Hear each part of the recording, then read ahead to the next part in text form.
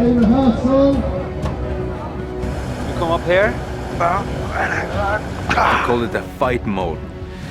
When you're in the middle of a fight, you need to have all your adrenaline on a maximum. Should we try? And when you have whites attacking you from all sides, you're on a super maximum. To build, you've got to loosen up. You've got to be ready for a fight. And it needs some screaming. You need some hitting the axe. Even the extras are so into it.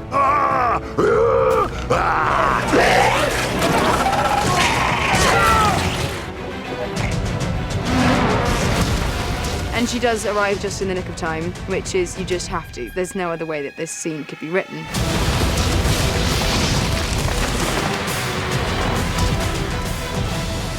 One of the main dramatic events of this is, of course, the dragons coming to the rescue, and they're north of the wall, and so you get the direct, explosion of fire against ice, which is the central sort of motif of this whole story saga.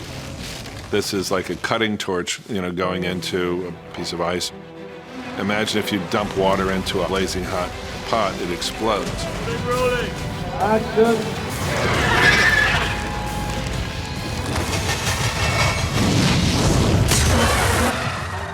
I think back now, and there was not a script when I spoke to David and Dan the first time about coming back to this season, but they told me the story. And then when they told me, the details of the final scene. And this was always the episode that was, in some ways, we're most excited about and also the most nervous about, because so much of it is dependent on those, that final set piece actually working. 3, 2, 1, action.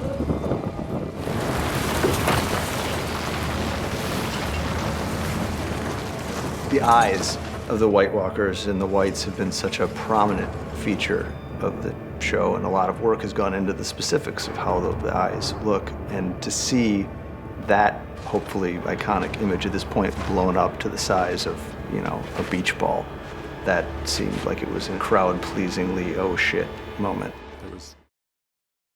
Hey everybody, this is my new Game of Thrones Q&A, but they also dropped this behind-the-scenes documentary for episode 6 right before I was getting ready to make it, so I just wanted to take some of the best bits of this and talk about it during this video in addition to the Q&A.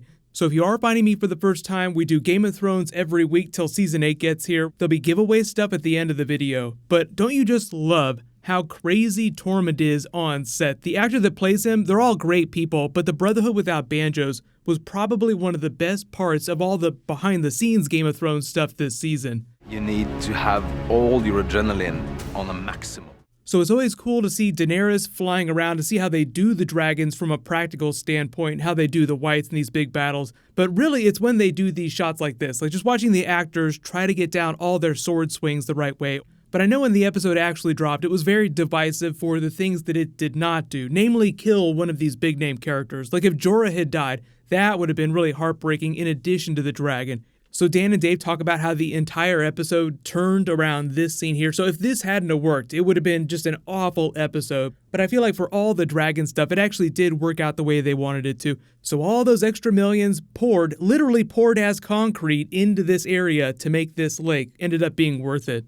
We can call Tormund explaining fights Tormund-splaining. So here we go. First question, G's Evil asks, Qyburn needs a giant dragonglass arrow for his giant bow. It's definitely a good idea. I feel like they could benefit from using the giant scorpion in combination with dragonglass, but there are a number of ways that he could go. The whole thing about the biggest deaths on the show, like you're talking about Cersei, Night King, Viserion, I think need to be especially meaningful for the characters that they're most meaningful to. So I think the actual heartbreaking truth of it is that Daenerys will be forced to kill Viserion. She'll be forced to kill her child again. Think of it as another version of Cersei being faced with the choice to kill Joffrey. Like she said, no matter how much of a monster he was still my son. So Daenerys still thinks of Viserion as her child. When she sees him again with the blue flame, it'll break her heart all over again.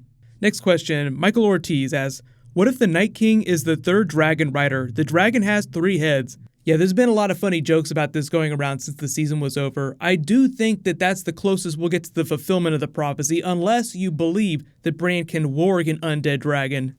That's really the crackpot theory that's gaining some steam, is like, what if Bran could warg the undead dragon and he becomes the third head of the dragon?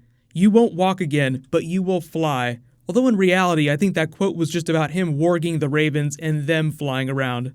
Next one, Kayuketsu asks, if they hadn't gone through the wall to get proof of the dead and lost a dragon, how would the Night King make it through the wall?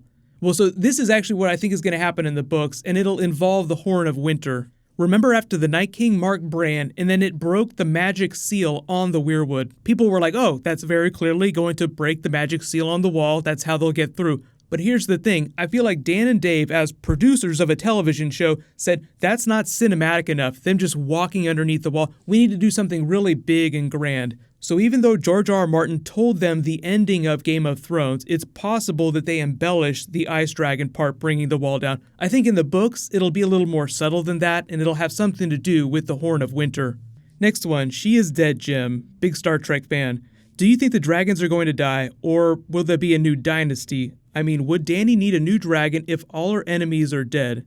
Well, no, she wouldn't need a new dragon, but I do think that the 2 dragons that are still alive will still be alive at the end of the season. Regardless of what happens to Jon Snow and Daenerys, I feel like there will be new dragon eggs. Like, it's meant to be a dream of spring. There's the idea that Daenerys might become pregnant again. She and her family have that deep connection to the dragons, so the idea that things would be born anew, spring would come again. So that's just why I think there'll be more dragons in the future of this timeline, even if they don't address it directly on the TV show. Like, it depends on if there's a flash forward at the end of the final episode. Next one, Bitrate asks, so if Summer's still around, could Bran warg him even if he's turned? Well, that's actually a big question. It's just like Bran warging a dragon. George R. Martin's been asked that for a long time, but never said definitively. I have speculated in the past that Bran's powers will grow as he learns more about them. I think given enough time, he could warg Summer, and his powers flow from the Children of the Forest just like the Night King's, so if their powers come from the same place, then he could probably exert the same level of control over other beings. But I think the idea is that the Night King's consciousness sort of dominates all of the whites that are risen, so Bran has to be more powerful than the Night King in order to break his control on someone.